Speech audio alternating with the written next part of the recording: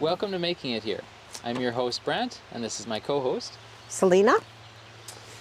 So today we're having something a little different.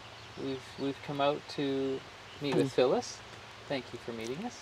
Okay, you're welcome. And we've come to her beautiful garden, and we're here to find out what your story is and what's brought you. How did you get to the Okanagan? In a car. Ah. The novel method. Not. And where did that car come from?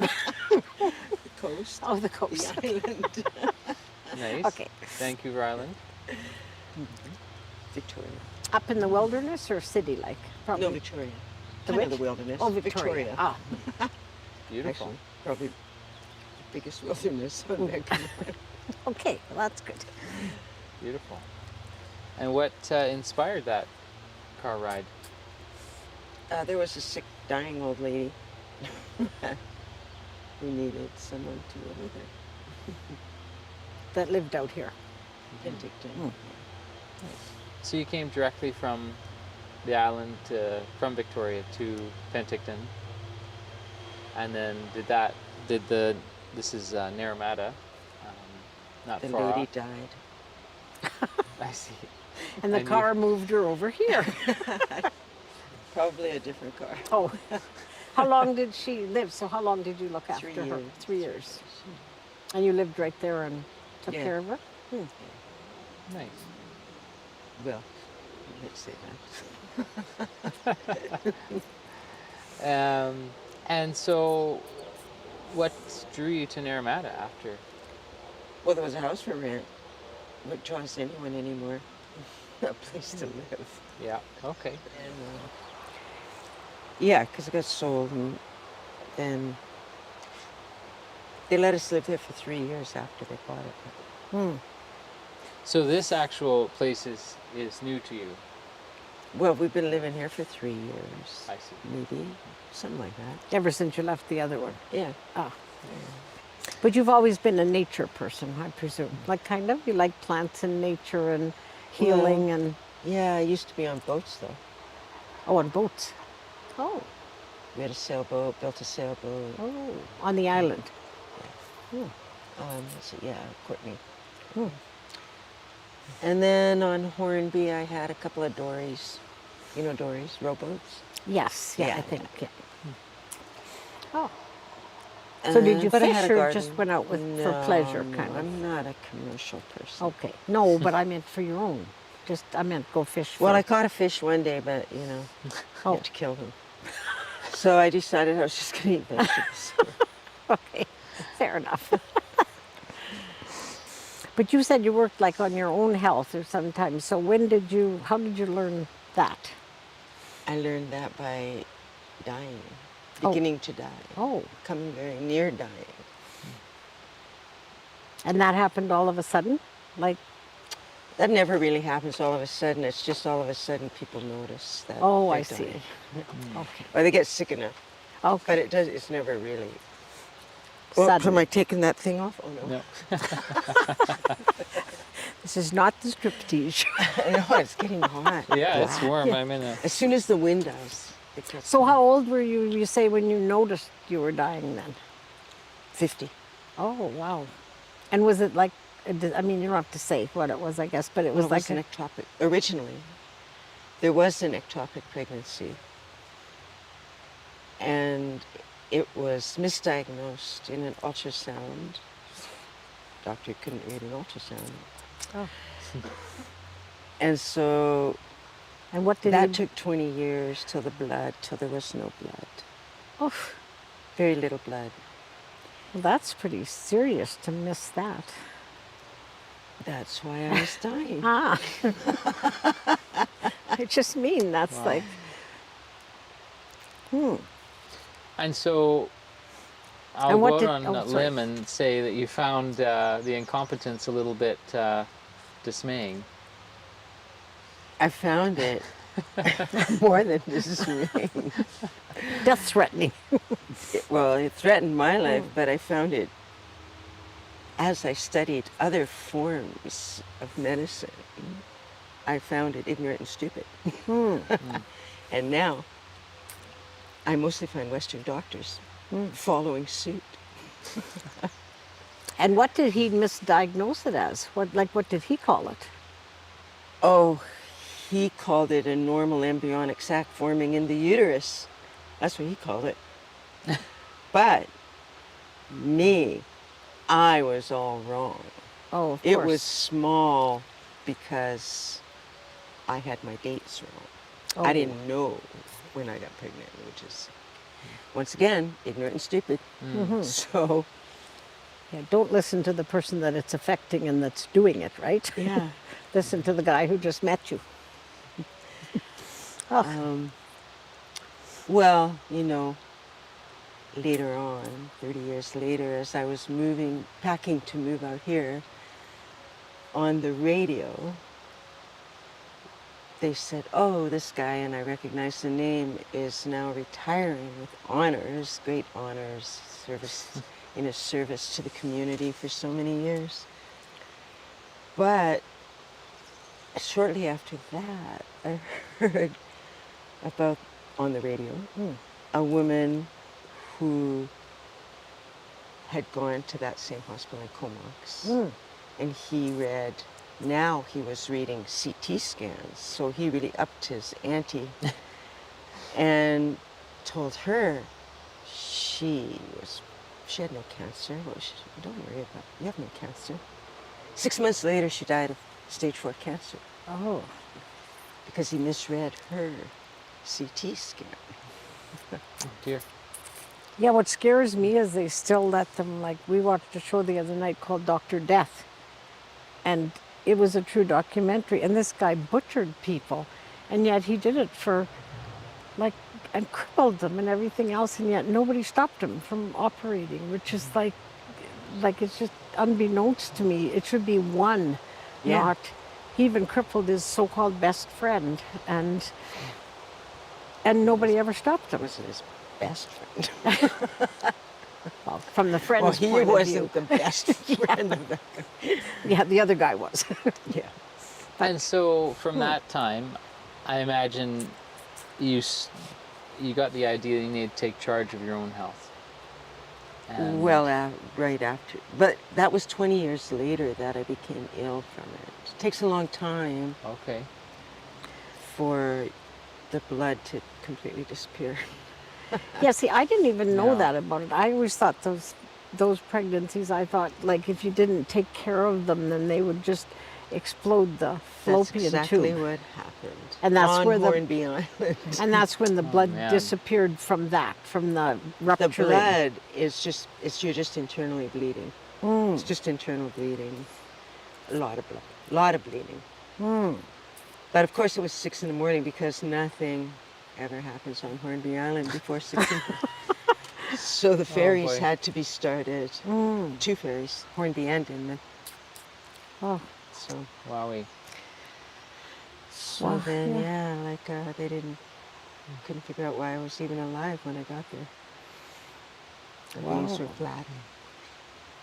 so then the 20 years happened. Like, so it didn't take that long Just for like that. the bleeding. It went, but then the 20 years to recover from the after effects of that. Oh, well, it didn't take me 20 years to recover. Oh, I see. Okay. And that time I moved to Victoria, became a mime, like I had puppeteer. I had a whole thing going on there. Oh wow. Nude model, Ooh, artist. you got pictures? No, I don't. They're all sold for a high price. Some did, some paintings, but they're paintings. Right? Oh. It was modeled. They were artists. Ah. Yeah, it wasn't like for Playboy. No, that wasn't Art school. wasn't my first thought, by the way. And then, so then I moved here after a few years before I got the pension. 2 years. 2 years before I got the pension.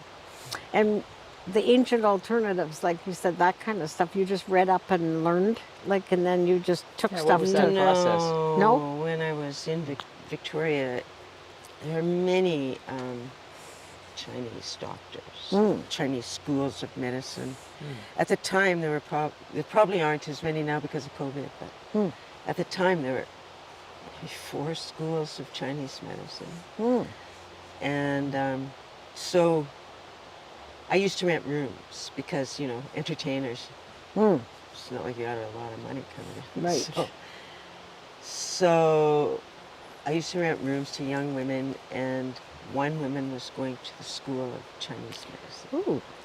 By then I was pretty ill, and she kept coming out and going, oh, so sick. You should come to the school. And I said, I don't actually have any money because I can't work because I'm too sick. I only work for 2 hours a day. So then she got the application for subsidized visits, $5. $5 a visit, and you had 8 visits. But they never actually charged me any money, and they never actually told me it was over.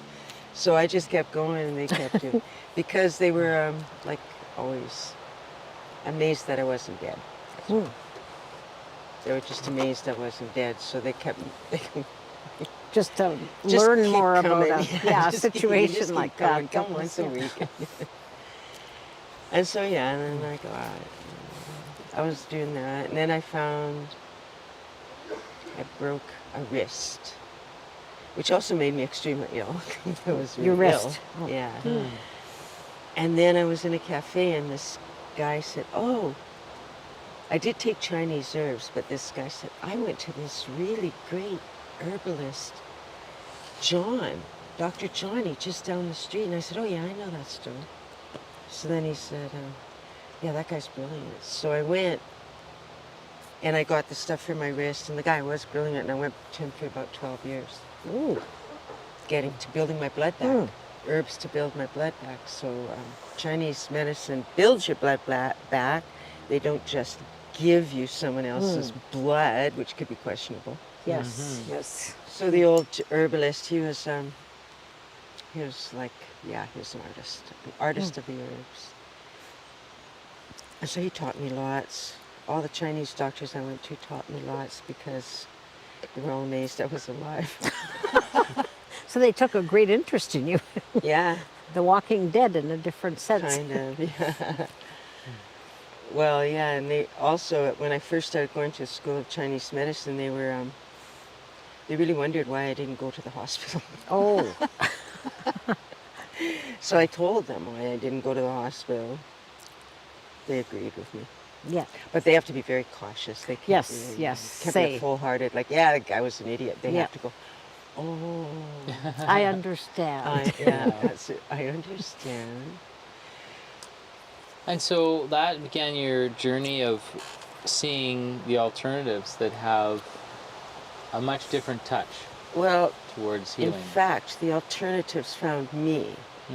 Like one night I woke up in my back, incredible pain. So I got up, I didn't know what to do, so I went out. And there was a garden. I lived in this old house, and there was another old house. My landlord owned both of them. And so they were old gardens, right? Really old gardens. So I just got led down this garden path through our yard into the next, and right down the path, and I just kept going. I was like, okay, I was going to go down here. And when I stopped, and I was near the end, but there was a comfrey plant with a big, huge leaf the size of my back. What kind of a plant? Comfrey. Oh, a comfrey. Yeah. Comfrey, yeah. So it was Oh. right. So I thought, well, he must be the reason I one. came here. So I picked the leaf and I took it in and just gently steamed it because, you know, they're quite prickly. Yeah. And then I put it, and it covered the whole small of my back. With the big And leaf. yeah, with the big leaf. It was a big leaf. It just covered the whole half of my back. And then the pain just started getting sucked out. Oh, wow. Yeah, it wasn't, and the pain was gone. And then after that, I made a map of every comfrey plant in Victoria. So that I know exactly. Where Every to day I find. picked a leaf and came home. so that I did that. And now I make a comfort cream, and arthritic fingers find it. People with arthritic fingers find it. But I don't sell it. I just give it to people. And so that's been a lot of growing and knowledge that you've absorbed slowly. Well, I had to, or die. So I did. And at what point did that change from basically caring for yourself and your partner, and then to expand into where your life is more this offering to other people's health? In fact, it never changed. I still have to take care of myself constantly because I have no chi. I make my own chi because when you bleed, the chi and blood, they're together. When you bleed out, you lose all your chi. And even in Chinese medicine, that's the worst. That's as bad as it gets. But once you start replenishing your blood, does it not come back? Like, does the chi... your chi remains weak. Your chi doesn't really develop in the same way. Yeah, I didn't know that either. I mean, his friends and like lots of people we know talk a lot about chi, but I had never met anybody that, like you say, lost it to that degree. It's probably a longer conversation I'd like to hear your perspective on too, because there's a lot of different, there's heaven, human, and humus chi, and everything has chi. Rocks have chi, everything. Except dead wood. But if this were rooted, it would still have chi. Everything, there's chi in everything. It's just how the chi in rocks moves very, very, very, very, very slow, as you might imagine. Yeah. And this is a bit faster. The chi in raspberries is quite strong, really. Some plants are goji berries. If you get them, order them, they come, and they sit in the mailbox too long. Then they're half dead, but the goji berries always have a lot of strength. Brent has several goji berry trees. I have quite a few berries if you're interested. Well, I'm not, but Michael loves goji berries. I mean, he's the... he has 12 goji berry plants. Oh, I see, he's got... Maybe 15. Well, I started some. They're so easy to start. You start them with a stick. You just take a little stick off. And next spring, there'll be leaves growing on that stick. It'll have big roots. Before you know it, it'll be huge roots. Similar to elderberry. Yeah, probably very similar. Quite a few things. Sumac kind of does that. And they grow under the ground, and then they keep coming. Yeah, here's one side of the big white essential. box is, it's kind of started with a couple, and now the whole side is... Oh yeah, it just keeps going. Like if a it likes hedge. it, if it likes where it is, it just, it really produces. The essential things that we need for health, I think, are always the most resilient and growing where we need them. Yeah, because we found out all the things we pull out, like in yards we used to pull out like dandelions and Oregon grape and those things Scott picks, and they're like wild portulaca or something. And I tasted it one day and it was so good. Oh, was that the purslane? Pardon? The purslane? Oh, yes, I think that is the name, and we called it wild portulaca because we didn't know what else. I think that's the name that's used sometimes. But, yeah, the purslane. But yeah, he picked the ends one day. He comes to the farm, Scott, and forages. And he gave me a taste once, and I said, "You're not getting any more of those, Scott. They were so also, good." They're really cool. They have a cool energy. So, in the dead of summer when they're really growing like crazy. And he said they had more nutrition than most of the things. Scott is quite a forager. He's been doing it with his father since he was just a kid. So Scott's you probably know him, do you, from the market? Scott Moran. Well, yeah. I don't know him, but I think I know who he is. Yeah. I think he comes by Mike also. Trades, Yeah. Yeah. Stuff like that. And so what time, I believe you began to study Qigong? Yeah. Well, I have cups, I learned cupping, I learned meridians, I learned lots of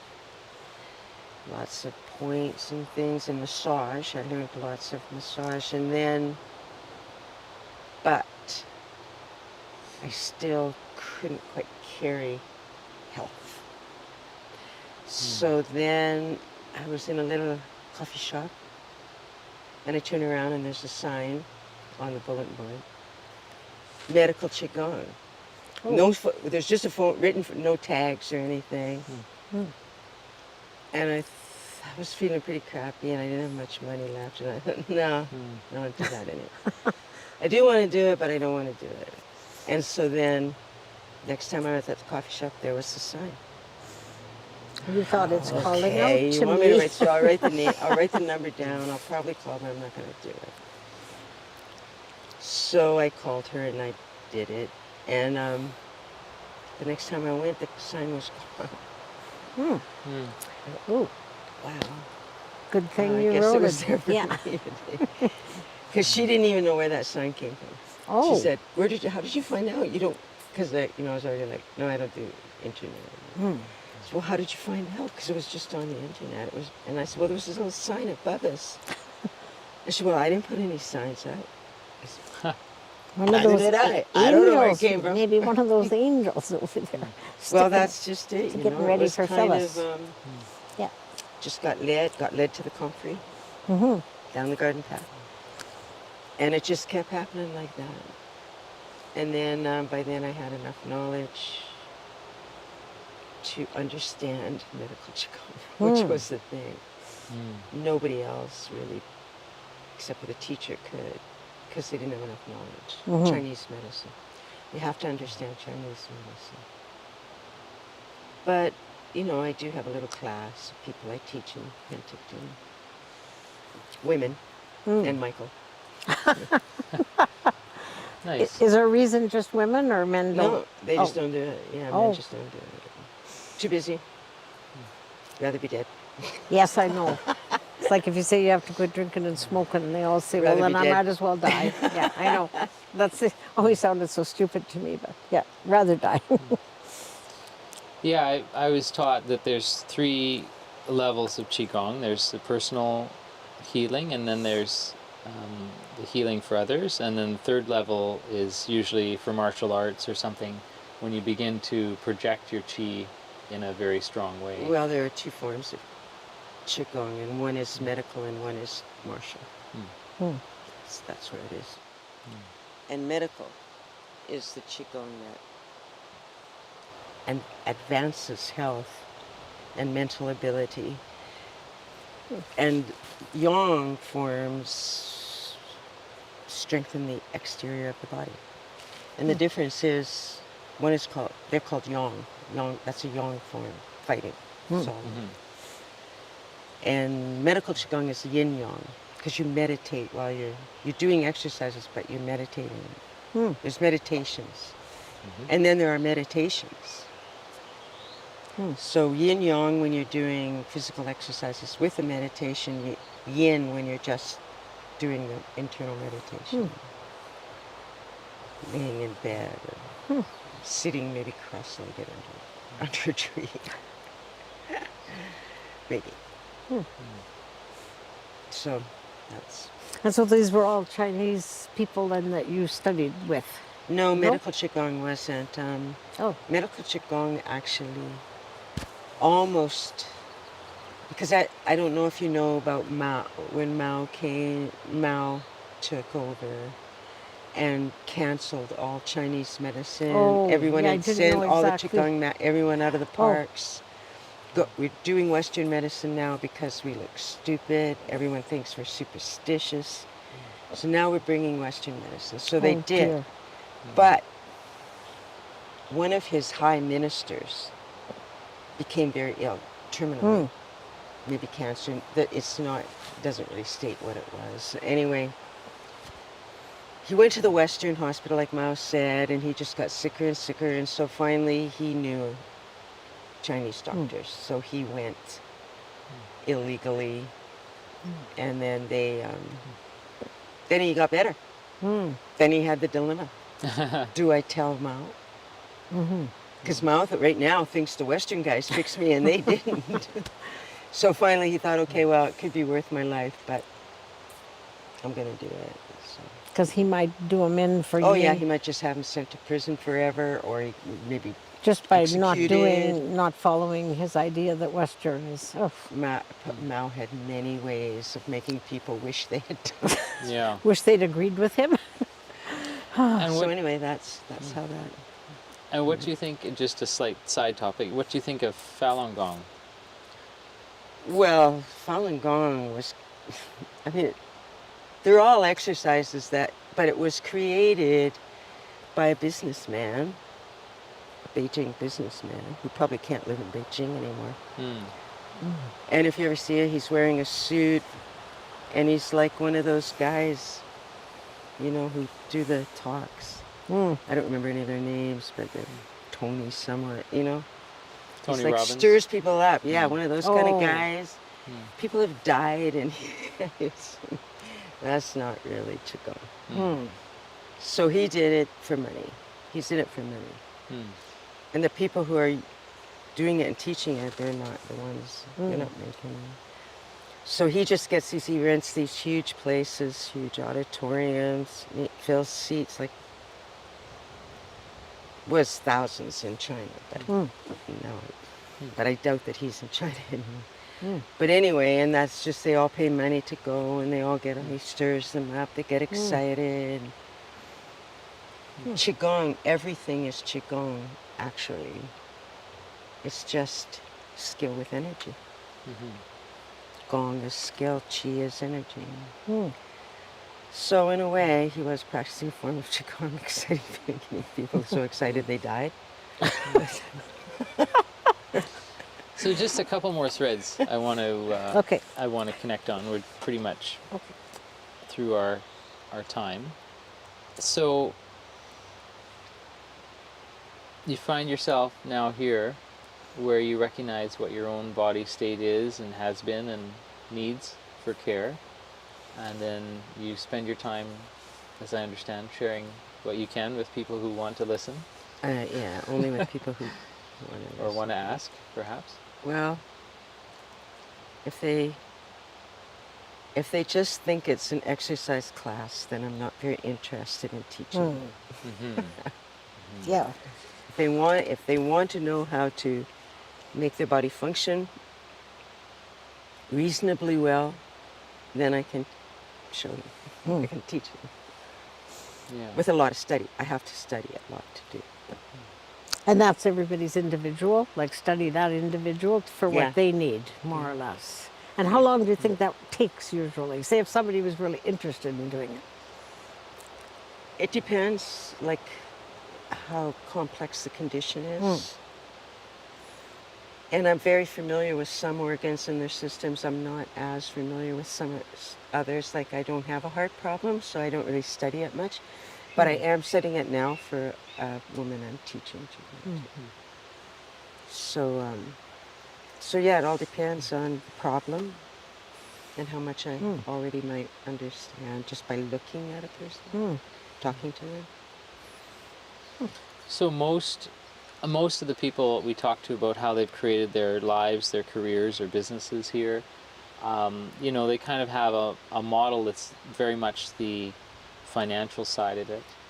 Yeah. But clearly, when you're just practicing wellness yourself, living in nature, and finding that connection between the human and the life source, what comes to mind? Like, what do you think about every day that inspires you and carries things I don't know. forward? I think about every day, different things. Or every don't day. think about? Who knows? How do you know what you don't think about? Because you didn't think about it. Well, I imagine. Never in my life have I been a person who wanted or cared about money. As long as I have enough to eat, which isn't that much, and I'm not that hungry, and I have, you know, I have 2 places to live here, like I'm really wealthy. I've never had a car. I've never known how to drive. I don't want to. There's always some guy who knows how to drive somewhere. That's right. Yeah. Sometimes. Almost always, Selena. Almost always. I have too much independence. That's the I first thing depend they on me.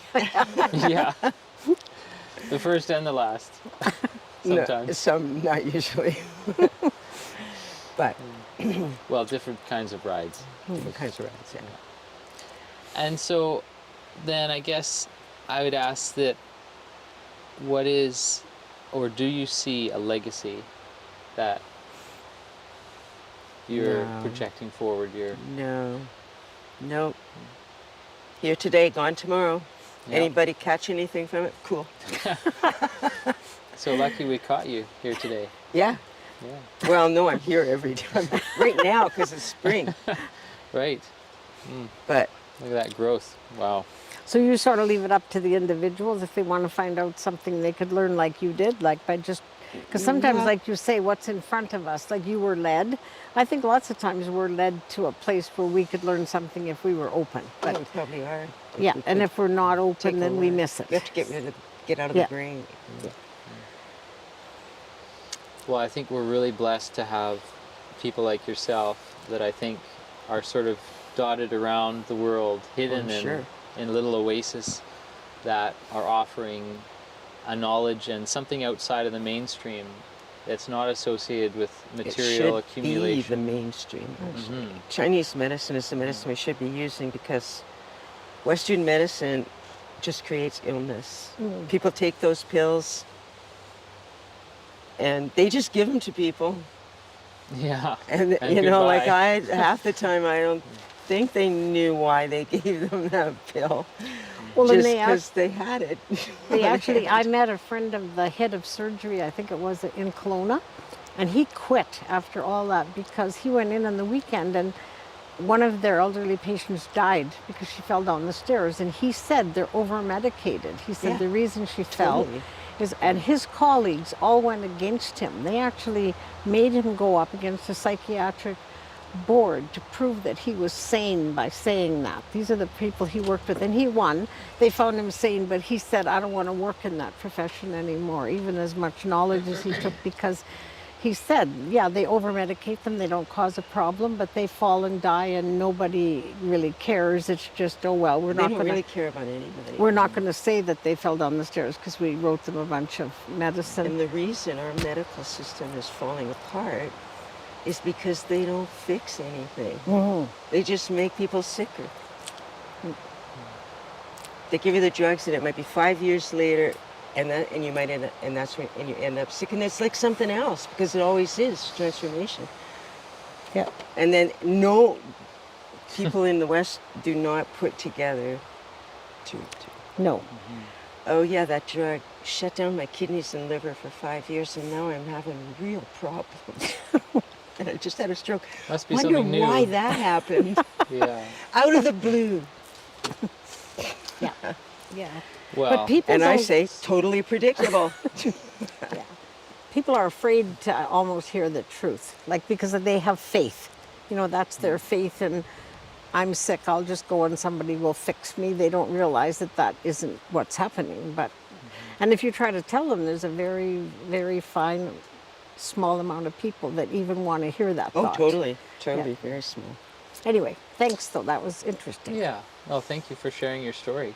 Oh, that was just I know, just a very tidbit. small amount of my story. Thank you for joining us. A special interview here in the beautiful wilderness of Naramata, BC. It's making it here.